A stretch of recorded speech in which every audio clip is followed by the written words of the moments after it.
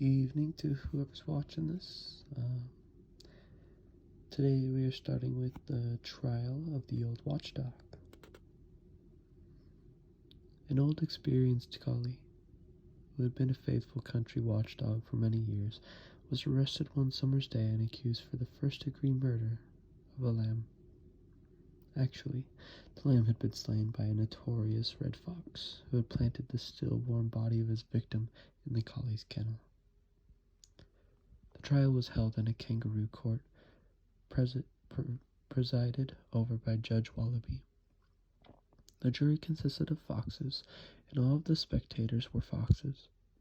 A fox named Reynard was prosecuting attorney.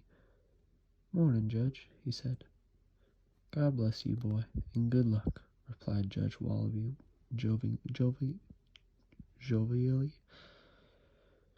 A poodle named Bow, an old friend and neighbor of the collie, represented the accused watchdog.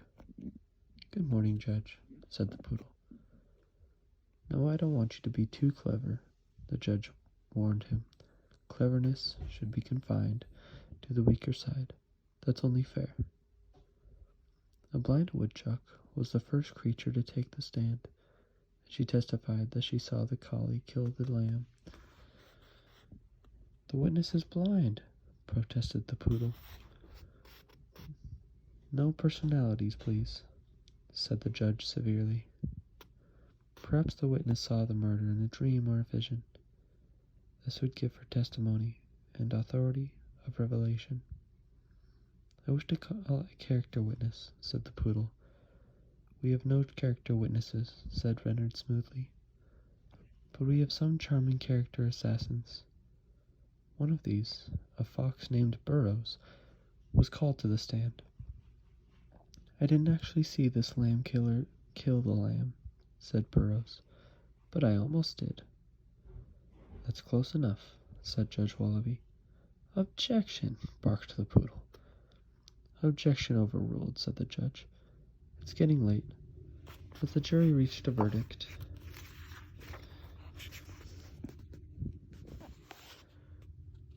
The forefox of the jury stood up. "We find the defendant guilty," he said. "But we think it would be better to acquit him nonetheless. If we hang the defendant, his punishment will be over. But if we acquit him of dark crimes as murder, concealing the body, and associating with poodles and defense attorneys, nobody will ever trust him again, and he will be suspect of all the days of his life. Hanging is too good for him, and much too quick." "Guilt of exoneration," Leonard cried. "What a lovely way to end his usefulness." And so the case was dismissed, and court was adjourned, and everyone went home to tell about it. Moral: Thou shalt not blindfold justice by pulling the wool over his eyes.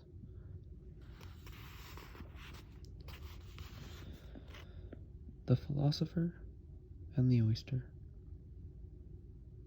By the sea, on a lovely morning, strolled a philosopher, one who seeks a magnificent explanation for his insignificance, and there it came upon an oyster lying in its shell upon the sand.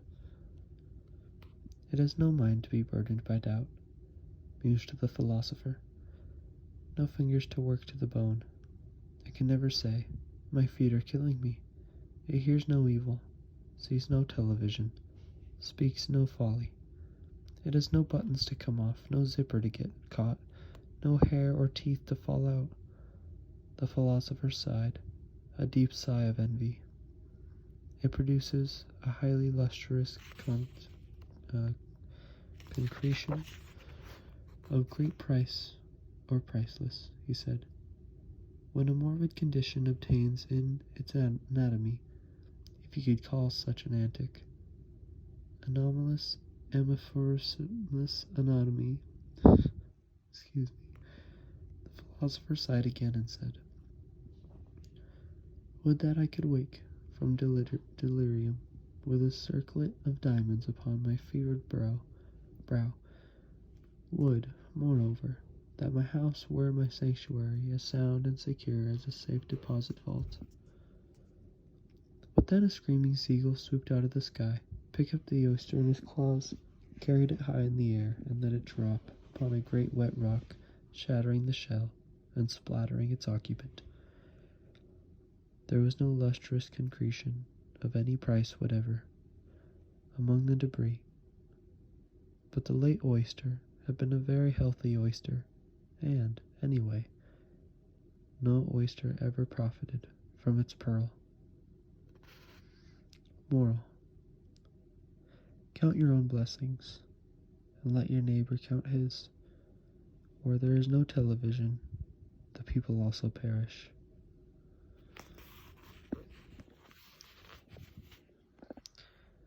Tea for one. A young husband was wakened at 5 o'clock one morning by his bride. "Is the house on fire?" she mumbled. She laughed merrily. "The dawn is here," she said, "and I'm going to bake a sugar cake." "I don't want a sugar cake. I want toast and coffee," the bridegroom said. "The sugar cake's for you to take for all the boys to see," she explained. "All what boys?" demanded her husband, who was still drowsy. "The boys at the office, silly," she said. "Let them see it, and then bring it home, and maybe we'll have it for dinner." He got up and started to dress. "I'll make tea for both of us now," she said, singing the line and adding, "Coffee doesn't rhyme with anything. You can't have coffee." He had tied his shoes and was tying his tie when her voice brightened and she clapped her hands. "We'll raise a family," she said gaily. "You can have the boy, and I'll take the girl." She scampered down the stairs to start to bake the sugar cake for him to take for all the boys to see.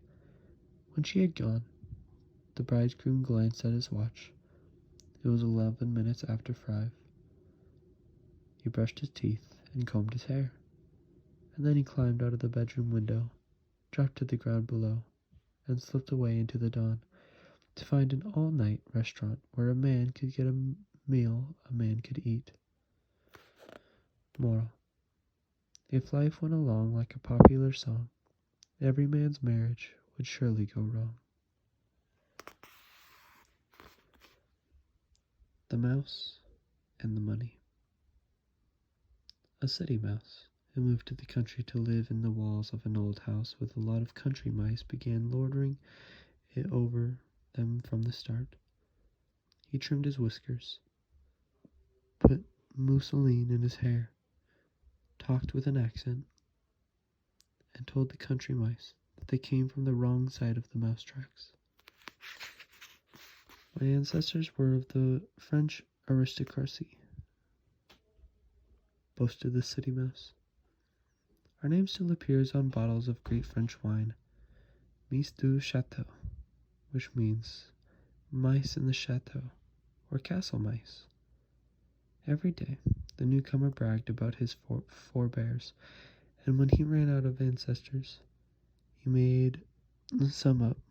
"My great-great-great-grandfather was a theater mouse at the Comédie Française, and he married a cathedral mouse, one of the cathedral mice of Chartres. At their wedding, a dessert named in their honor, mousse chocolate, which was served to millions of guests."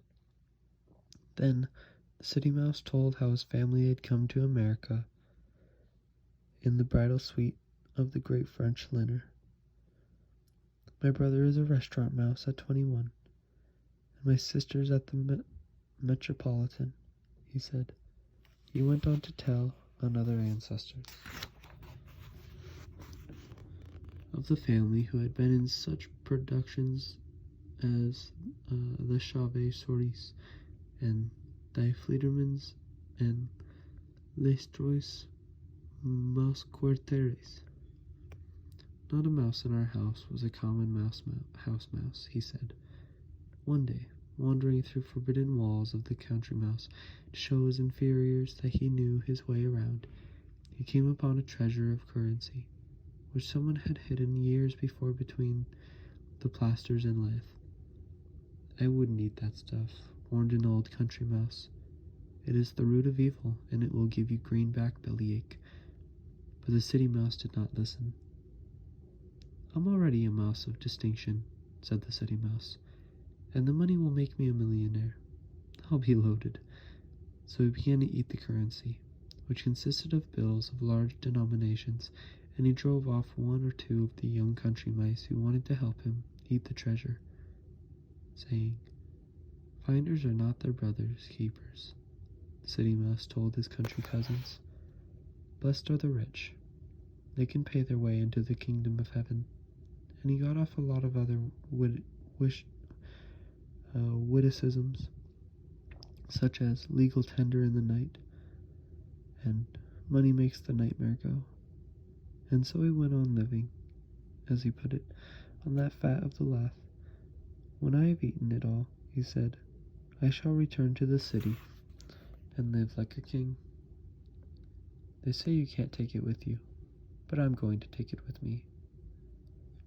In a few days and nights, the arrogant city mouse, with the fancy and beautiful French Fables, has eaten all the money which amounted to an ambassador's annual salary.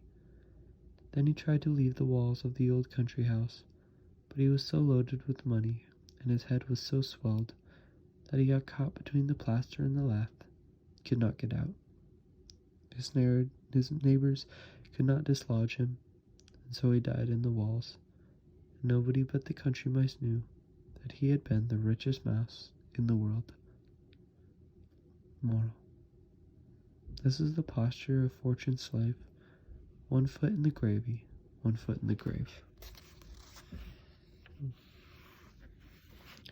think that story will be the last for tonight. I hope you sleep well, and I'll see you tomorrow night. Good night.